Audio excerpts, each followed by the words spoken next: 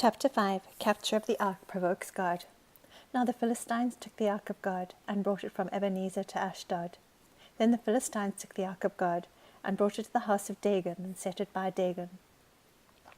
When the Ashdodites arose early the next morning, behold, Dagon had fallen on his face to the ground before the Ark of the Lord. So they took Dagon, and set him in his place again. But when they arose early the next morning, behold, Dagon had fallen on his face to the ground before the Ark of the Lord. And the head of Dagon and both the palms of his hands were cut off on the threshold. Only the trunk of Dagon was left to him. Therefore neither the priests of Dagon nor all who enter Dagon's house tread on the threshold of Dagon in Ashdod to this day. Now the hand of the Lord was heavy on the Ashdodites, and he ravaged them and smote them with tumors, both Ashdod and its territories. When the men of Ashdod saw that it was so, they said, "The ark of the God of Israel must not remain with us, for his hand is severe on us, and on Dagon our God." So they sent and gathered all the lords of the Philistines to them, and said, "What shall we do with the ark of the God of Israel?" And they said, "Let the ark of the God of Israel be brought around to Gath." And they brought the ark of the God of Israel around.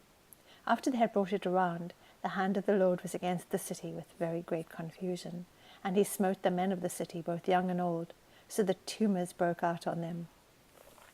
So they sent the ark of God to Ekron, and as the ark of God came to Ekron, the Ekronites cried out, saying, "They have brought the ark of the God of Israel around to us to kill us and our people."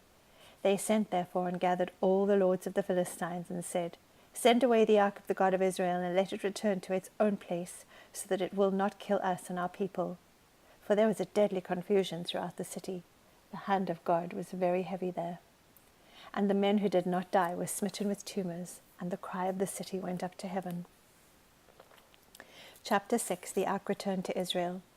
Now the ark of the Lord had been in the country of the Philistines 7 months. And the Philistines called for the priests and the diviners, saying, "What shall we do with the ark of the Lord? Tell us how we shall send it to its place."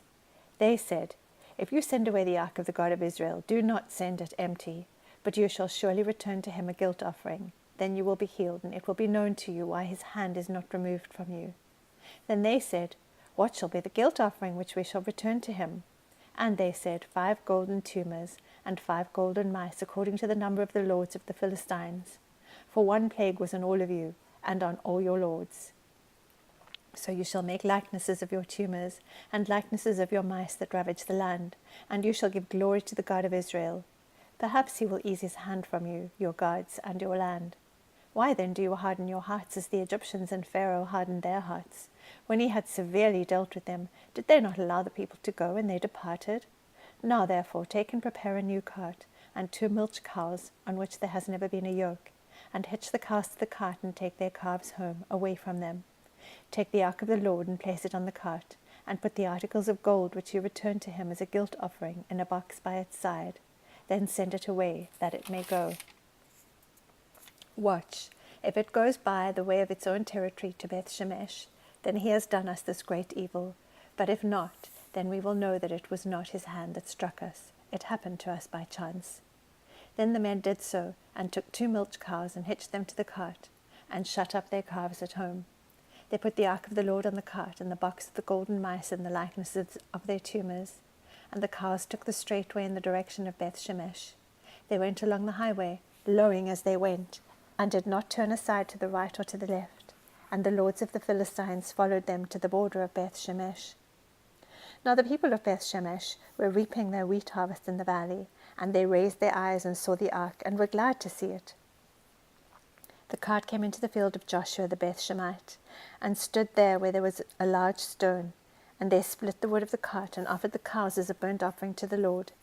The Levites took down the ark of the Lord and the box that was with it, in which were the articles of gold, and put them on the large stone. And the men of Beth Shemesh offered burnt offerings and sacrificed sacrifices that day to the Lord. When the 5 lords of the Philistines saw it, they returned to Ekron that day. These are the golden tumors which the Philistines returned for a guilt offering to the Lord, 1 for Ashdod, 1 for Gaza, 1 for Ashkelon, 1 for Gath, 1 for Ekron. And the golden mice, according to the number of all the cities of the Philistines belonging to the 5 lords, both of fortified cities and of country villages. The large stone on which they set the ark of the Lord is a witness to this day in the field of Joshua the Beth Shemite. He struck down some of the men of Beth Shemesh because they had looked into the ark of the Lord. He struck down of all the people 50,070 men, and the people mourned because the Lord had struck the people with a great slaughter. The men of Beth-shemesh said, Who is able to stand before the Lord, this holy God, and to whom shall he go up from us? So they sent messengers to the inhabitants of Kiriath-jearim, saying, The Philistines have brought back the ark of the Lord. Come down and take it up to you. Chapter 7. Deliverance from the Philistines. And the men of Kiriath-jearim came and took the ark of the Lord, and brought it into the house of Abinadab on the hill, and consecrated Eleazar his son to keep the ark of the Lord. From the day that the ark remained at Kiriath-jearim, the time was long, for it was 20 years, and all the house of Israel lamented after the Lord. Then Samuel spoke to all the house of Israel, saying, If you return to the Lord with all your heart, remove the foreign gods and the Ashtaroth from among you, and direct your hearts to the Lord, and serve him alone, and he will deliver you from the hand of the Philistines. So the sons of Israel removed the Baals and the Ashtaroth, and served the Lord alone. Then Samuel said, Gather all Israel to Mizpah, and I will pray to the Lord for you. They gathered to Mizpah, and drew water, and poured it out before the Lord, and fasted on that day, and said there, We have sinned against the Lord. And Samuel judged the sons of Israel at Mizpah. Now when the Philistines heard that the sons of Israel had gathered to Mizpah, the lords of the Philistines went up against Israel. And when the sons of Israel heard it, they were afraid of the Philistines. Then the sons of Israel said to Samuel, Do not cease to cry to the Lord our God for us, that he may save us from the hand of the Philistines. Samuel took a suckling lamb, and offered it for a whole burnt offering to the Lord. And Samuel cried to the Lord for Israel, and the Lord answered him. Now Samuel was offering up the burnt offering, and the Philistines drew near to battle against Israel.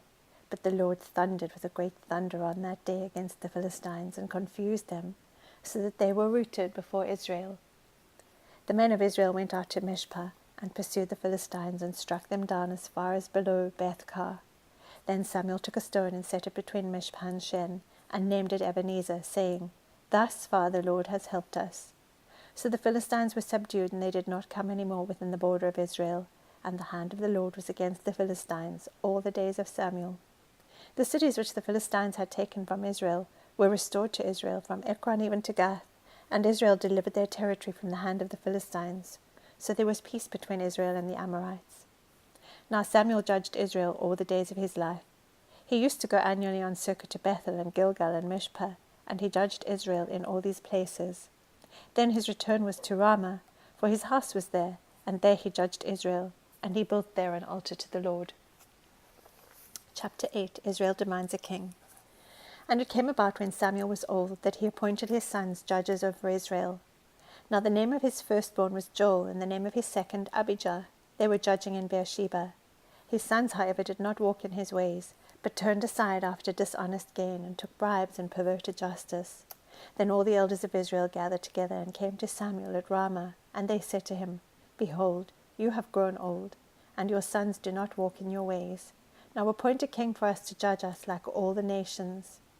But the thing was displeasing in the sight of Samuel when they said, Give us a king to judge us. And Samuel prayed to the Lord. The Lord said to Samuel, Listen to the voice of the people in regard to all that they say to you, for they have not rejected you, but they have rejected me from being king over them. Like all the deeds which they have done since the day that I brought them up from Egypt, even to this day, in that they have forsaken me and served other gods, so they are doing to you also. Now then, listen to their voice. However, you shall solemnly warn them, and tell them of the procedure of the king who will reign over them. So Samuel spoke all the words of the Lord to the people who had asked of him a king. He said, This will be the procedure of the king who will reign over you. He will take your sons, and place them for himself in his chariots, and among his horsemen, and they will run before his chariots. He will appoint for himself commanders of thousands and of fifties, and some to do his ploughing, and to reap his harvest, and to make his weapons of war and equipment for his chariots. He will also take your daughters for perfumers and cooks and bakers. He will take the best of your fields and your vineyards and your olive groves, and give them to his servants. He will take 1/10 of your seed and of your vineyards, and give to his officers and to his servants. He will also take your male servants and your female servants, and your best young men and your donkeys, and use them for his work. He will take 1/10 of your flocks, and you yourselves will become his servants. Then you will cry out in that day because of your king whom you have chosen for yourselves. But the Lord will not answer you in that day.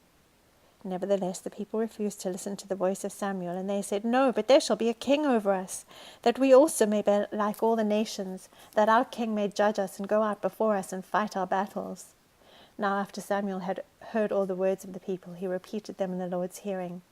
Then the Lord said to Samuel, "Listen to their voice and appoint them a king." So Samuel said to the men of Israel, "Go every man to his city."